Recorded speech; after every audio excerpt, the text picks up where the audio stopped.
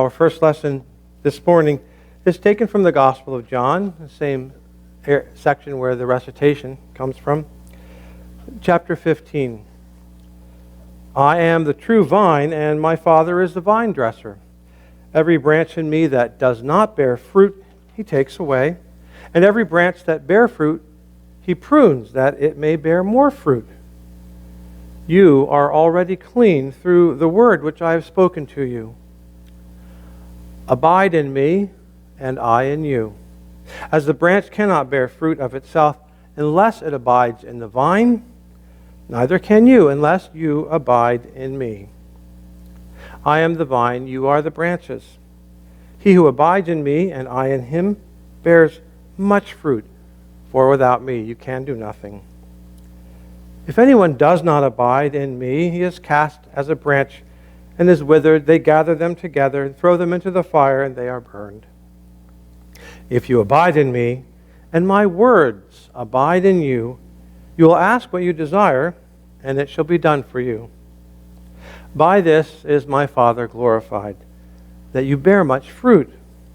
So you shall be my disciples. As the Father loved me, I also loved you. Abide in my love. If you keep my commandments, you will abide in my love, just as I have kept my Father's commandments and abide in his love. These things I have spoken to you, that my joy may remain in you, and that your joy may be full. This is my commandment, that you love one another as I have loved you. Amen. What is it to truly love someone? Many of the things that we do to show our love include the idea of doing something that's going to bring joy to somebody else. So I have a present here beside me, and I want you to think about what you've done to bring joy to, let's say, your parents, or maybe your siblings, maybe grandparents, aunts, people in your family, or your friends. Do you give out gifts? How many of you would like to get a gift like that? Now maybe the boys are saying, pink, yeah, it's probably something girly in there. So let's talk about this being a gift that you, a boy or a girl, are going to give to your mother, for example. And you've thought about what you want your mother to have and what you can afford, and maybe you're going to give it to her for her birthday or Mother's Day, something like that. Or maybe just out of the blue, you just want to give your mom something.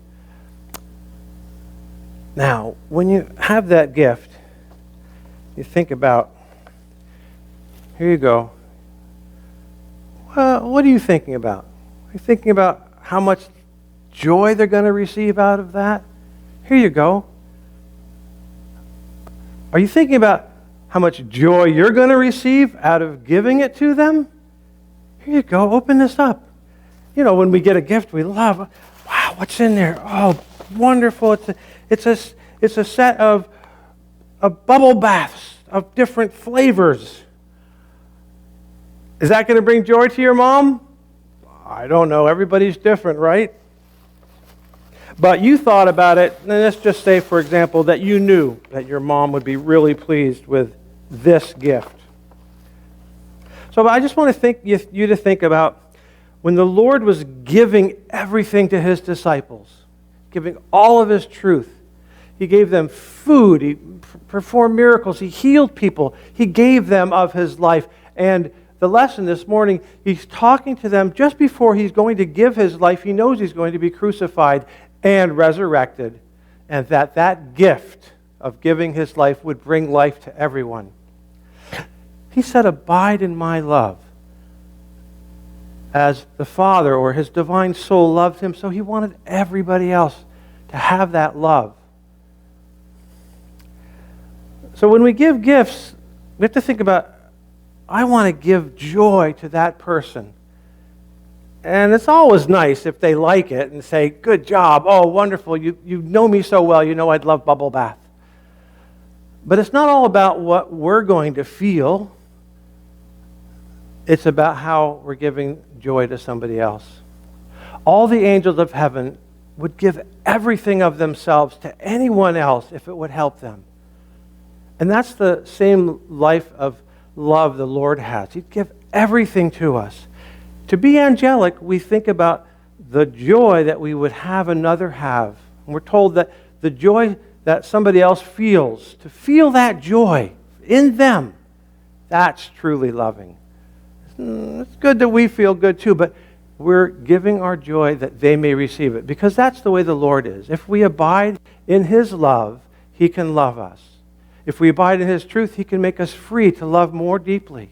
If we withhold, well, tell me first you're going to like this, or I'm not going to give it to you. Oh, no, we give because we want to have another person have joy. It's not about us, right? The Lord, the same way. He's giving us everything to make each other happy. So all the angels of heaven are willing to give their life for somebody else. All the angels of heaven get more and more love when they give their love more and more. It's a beautiful formula. And that's what the Lord's asking us to do in this lesson, to abide in His love. If you love me, you will keep my commandments. Love one another the way I love you.